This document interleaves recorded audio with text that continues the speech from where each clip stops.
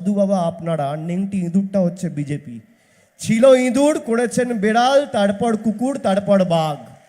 এখন সেই বাঘটা আপনাকেই খেতে আসছে। বাঘ হয়ে গিয়ে গরিব মানুষের 100 দিনের টাকা বন্ধ, বাঘ হয়ে গিয়ে মানুষের আবাসের টাকা বন্ধ, বাঘ হয়ে গিয়ে লক্ষ্মীর ভাণ্ডারের টাকা বন্ধ করতে চাইছে। এবার আমি আপনাদের জিজ্ঞেস করছি, আগামী 25 তারিখ দৈব শক্তি প্রয়োগ করে আর 4 নম্বর বোতামটা টিপে সেই বাঘটাকে ইঁদুর করার প্রতিশ্রুতি আপনারা নিচ্ছেন কি নিচ্ছেন না? বলুন হাত তুলে। আর এরপরেই বিরাট বড় বার্তা দিলেন অভিষেক বন্দ্যোপাধ্যায়। কোথায় কি কি প্রকল্প, কি কি প্রতিশ্রুতি দিলেন, তার দিকে নজর রাখবো সরাসরি।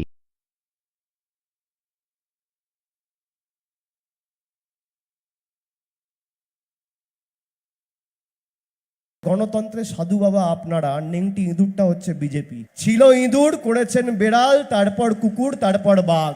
এখন সেই বাঘটা আপনাকেই খেতে আসছে। বাঘ হয়ে গিয়ে গরিব মানুষের 100 দিনের টাকা বন্ধ, বাঘ হয়ে গিয়ে মানুষের আবাসের টাকা বন্ধ, বাঘ হয়ে গিয়ে লক্ষ্মীর ভাণ্ডারের টাকা বন্ধ করতে চাইছে। এবার আমি আপনাদের জিজ্ঞেস করছি, আগামী 25 তারিখ দৈব শক্তি প্রয়োগ করে আর 4 নম্বর বোতামটা টিপে সেই বাঘটাকে ইঁদুর করার প্রতিশ্রুতি আপনারা নিচ্ছেন কি নিচ্ছেন না? বলুন হাত তুলে। ভোটে উত্তপ্ত বাংলা, মানুষের পাশে দাঁড়াতে এবার অভিষেক বন্দ্যোপাধ্যায় বিরাট বিরাট বার্তা। বাংলা কাপে এবার বহিরাগতদের বিদায় করতেই এবার মমতার পাশে অভিষেক যা বার্তা দিচ্ছেন তা শুনে আপনি চমকে যাবেন। মানুষকে উদ্বুদ্ধ করতে তার বিরাট আওয়াজ। এই নির্বাচন বিজেপির বহিরাগতদের, বিশ্বাসঘাতকদের, বাংলা বিরোধীদের, পুরুলিয়া বিরোধীদের, আদিবাসী বিরোধী, কুর্মী বিরোধীদের যোগ্য জবাব দেওয়ার নির্বাচন। এই নির্বাচনে খালি জোড়া ফুল ফুটিয়ে মামাটি মানুষের সরকারের উন্নয়নের অশ্বমেধের ঘোড়াকে বাংলার মাটিতে এবং পুরুলিয়ার লাল মাটিতে অব্যাহত রাখার নির্বাচন নয়। এই নির্বাচন যারা 5 বছর আগে ভারতবর্ষের প্রধানমন্ত্রীর নেতৃত্বে পুরুলিয়া জেলার মানুষকে মিথ্যে ভাওতা, মিথ্যে প্রতিশ্রুতি দিয়ে তাদের জীবন অন্ধকারের দিকে ঠেলে দিয়েছে, যারা ভারতবর্ষের প্রধানমন্ত্রীর নেতৃত্বে পুরুলিয়ার মায়েদের, দিদিদের, বোনেদের, গরিব খেটে খাওয়া মানুষ, কুর্মী আদিবাসী ভাইদের নিপীড়িত, বঞ্চিত, লাঞ্ছিত, অত্যাচারিত, শোষিত করে রেখেছে, তাদের যোগ্য জবাব দেওয়ার নির্বাচন। এই নির্বাচন প্রতিবাদের নির্বাচন, প্রতিরোধের নির্বাচন, প্রতিশোধের নির্বাচন।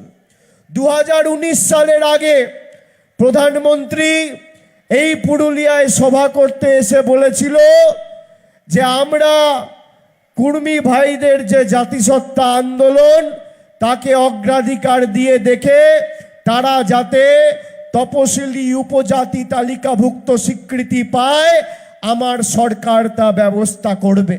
5 বছর হয়ে গেছে, 5 বছর পুরুলিয়ার মানুষ আশা আকাঙ্ক্ষা নিয়ে, স্বপ্ন নিয়ে ভোট দিয়েছিল, কিন্তু আজ 5 বছর পরে প্রধানমন্ত্রী ছেড়ে দিন, আপনাদের এখানে যিনি সাংসদ হয়ে জিতেছিলেন 2,03,000 ভোটে, সেই জ্যোতির্ময় মাহাতো, আমি কুর্মীদের জাতিসত্তা আন্দোলনের কথা ছেড়ে দিলাম, যদি আমাকে দেখাতে পারেন পুরুলিয়া লোকসভা কেন্দ্রের বিস্তীর্ণ এলাকা জুড়ে ঝালদা, বাগমুন্ডি, মানবাজার, বান্দোয়ান, জয়পুর, পুরুলিয়া, হুড়া, বলরামপুর, কাশীপুর, পাড়া, রঘুনাথপুরে একটা উন্নয়নমূলক বৈঠক গত 5 বছরে কেন্দ্র সরকারের কোনো প্রতিনিধি এসে করেছে, আমি তৃণমূলের হয়ে পুরুলিয়ার মাটিতে কোনোদিন ভোট চাইতে আসবো না।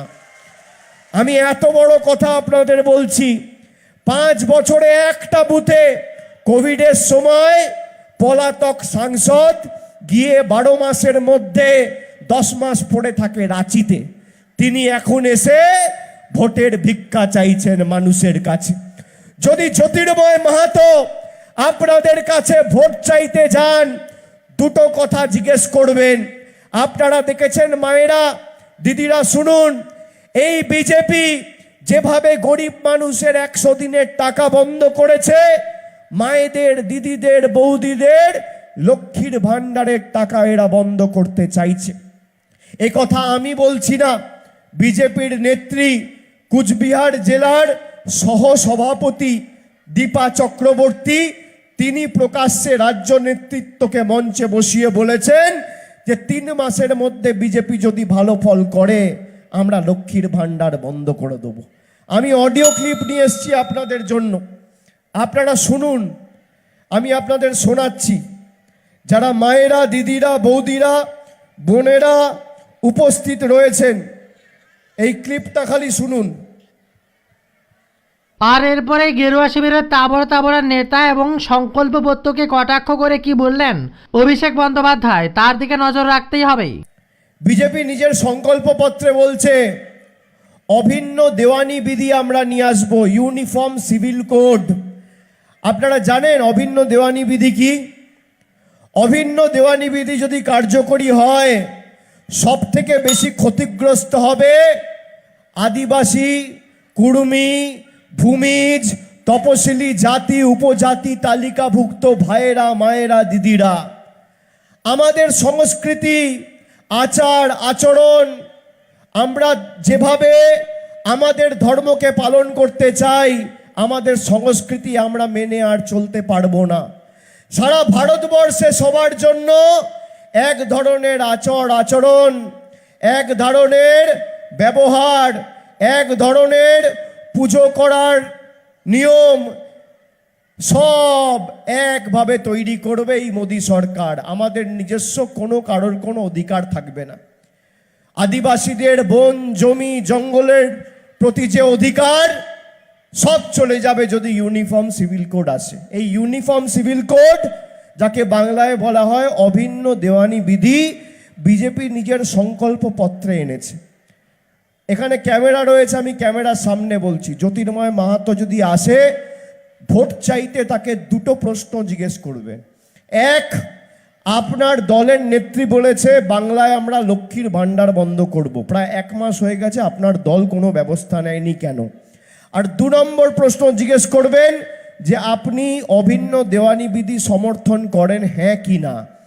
যদি বলে না আমি অভিন্ন দেওয়ানি বিধি সমর্থন করি না, তাহলে বলবেন যে জনসমক্ষে সাংবাদিকদের ডেকে আপনি বিবৃতি দিন, আমি তৃণমূলের হয়ে অভিষেক বন্দ্যোপাধ্যায় মানুষের কাছে ভোট চাইতে যাব না, আমি কথা দিচ্ছি। আর তারপরেই বাংলা কাঁপিয়ে একের পর এক প্রকল্পের ঢালাও আপডেট দিলেন, যাতে গোটা বাংলা নেচে উঠল।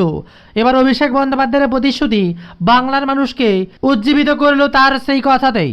এই 2টো প্রশ্ন খালি করবেন, এক হচ্ছে লক্ষ্মীর ভান্ডার আর এক হচ্ছে অভিন্ন দেওয়ানি বিধি। আপনি দেখুন কিভাবে আদিবাসীদের বঞ্চিত করেছে, কিভাবে ভূমিজ সম্প্রদায়ের মানুষদের বঞ্চিত করেছে। এরা যখনই জিতেছে 2014 থেকে 2019 পুরুলিয়া লোকসভা কেন্দ্রে তৃণমূলের প্রতিনিধি জিতেছিল ডক্টর মৃগাঙ্ক মাহাতো। আপনার 100 দিনের টাকা বিজেপি সরকার বন্ধ করতে পারেনি। যেই 2019-এ জ্যোতির্ময় মাহাতো জিতেছে, সব গরিব মানুষের টাকা বন্ধ। বাংলা জুড়ে 59 লক্ষ 100 দিনের মানুষের টাকা এই বিজেপি সরকার বন্ধ করে রেখেছে। নবজোয়ারের সময় আমি যখন পুরুলিয়ায় এসেছিলাম, পুরুলিয়া শহর থেকে, পুরুলিয়া 1 নম্বর ব্লক থেকে, ওদিকে হুড়া, কাশীপুর থেকে, রঘুনাথপুর পাড়া থেকে শুরু করে বিভিন্ন জায়গায় যখন আমি গেছি, আমাকে পুরুলিয়ার মায়েরা, দিদিরা, ভাইয়েরা রাস্তায় দাঁড়িয়ে বলেছে ভাই, কেউ বলেছে বাবা, কেউ বলেছে লক্ষ্মী ভাইটি আমার, 100 দিনের কাজের টাকা পাচ্ছি না গো।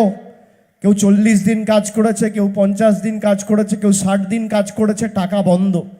আমি জিজ্ঞেস করলাম তাকে যে 2019-এ লোকসভায় কাকে ভোট দিয়েছিলেন?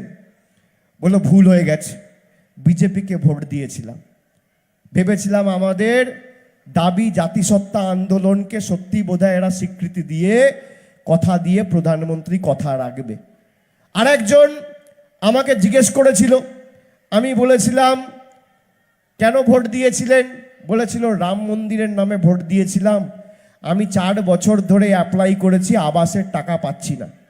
আমি বললাম ঠিক করেছে। আপনারা বোঝেন না যে মানুষের একটা গণতন্ত্রতে ক্ষমতা কি। আপনি আপনার অধিকারকে সামনে রেখে লড়াই করেননি, তাই আপনি আপনার অধিকার থেকে বঞ্চিত। আপনি রাম মন্দিরকে সামনে রেখে লড়াই করেছিলেন আর বিজেপিকে ভোট দিয়েছিলেন। আজ দেশে ৩,০০০ কোটি টাকা খরচা করে রাম মন্দির হয়েছে। আপনার বাড়ির টাকা এই নরেন্দ্র মোদীর জনবিরোধী সরকার বন্ধ করে রেখেছে। আপনি আপনার ১০০ দিনের টাকাকে সামনে রেখে ভোট দেননি, তাই বাংলার টাকা তুলে নিয়ে গিয়ে দিল্লিতে প্রধানমন্ত্রীর ২০,০০০ কোটি টাকা খরচা করে বাসভবন তৈরি হচ্ছে, আর পুরুলিয়ার মানুষের আবাসের টাকা বন্ধ। তার কারণ আপনি ধর্মের নামে ভোট দিয়েছিলেন, কর্মের নামে ভোট দেননি। আজকে বুঝতে পারছেন যে বিজেপিকে ভোট দেওয়া আর খাল কেটে কুমির আনা এক। আপনি বলুন না, 5 বছরে তথ্য পরিসংখ্যান নিয়ে আসুক। পুরুলিয়ায় কবে ভোট? 25 তারিখ। আজ কত তারিখ? 14 তারিখ। এখনো 10 দিন আছে। 10 দিনের মধ্যে জ্যোতির্ময় সিং মাহাতোকে বলবো একটা মঞ্চ তৈরি করো। বাঘমুন্ডিতে তো তোমার বাড়ি, বাঘমুন্ডি বিধানসভাতেই তৈরি করো। একদিকে তুমি থাকবে আর একদিকে আমি থাকব। মমতা বন্দ্যোপাধ্যায়ের প্রতিনিধিরা আমাদের দল পুরুলিয়ায় প্রত্যাশিত আশানুরূপ ফল করেনি, আর তোমাদের দলের নেতাদের কথায় পুরুলিয়ার মানুষ বিশ্বাস করে ভোট দিয়েছে। লোকসভাতেও তোমরা জিতেছো, বিধানসভাতেও তোমাদের প্রতিনিধির সংখ্যা এই জেলা থেকে বেশি। আর এরপরে আবারও রিপোর্ট কার্ড দেখানোর চ্যালেঞ্জ ছড়েন অভিষেক ব্যানার্জি। পুরুলিয়ার বুকে দাঁড়িয়ে বাংলাকে সেই পুরুলিয়াবাসীদের জন্য যে বার্তা দিলেন এবং চ্যালেঞ্জ ছুড়লেন, তাতে গোটা বাংলা উৎখাত। একটা জায়গা তুমি ঠিক করো, একদিকে তুমি থাকবে আর একদিকে আমি থাকবো। তুমি 10 বছর তোমার মোদী সরকার পুরুলিয়ার মানুষের জন্য কি করেছে রিপোর্ট কার্ড নিয়ে আসবে, আর 13 বছরে আমাদের মামাটি মানুষ সরকার পুরুলিয়ার মানুষের জন্য কি করেছে আমি রিপোর্ট কার্ড নিয়ে আসবো। লেজে গোবরে করে যদি মাঠের বাইরে না করতে পারি, আমার নাম অভিষেক বন্দ্যোপাধ্যায় নয়। বলুন, ক্ষমতা আছে এদের? এরা পারবে না। বলছে আবাসের জন্য তৃণমূলকে কোটি কোটি টাকা আমাদের সরকার দিয়েছে।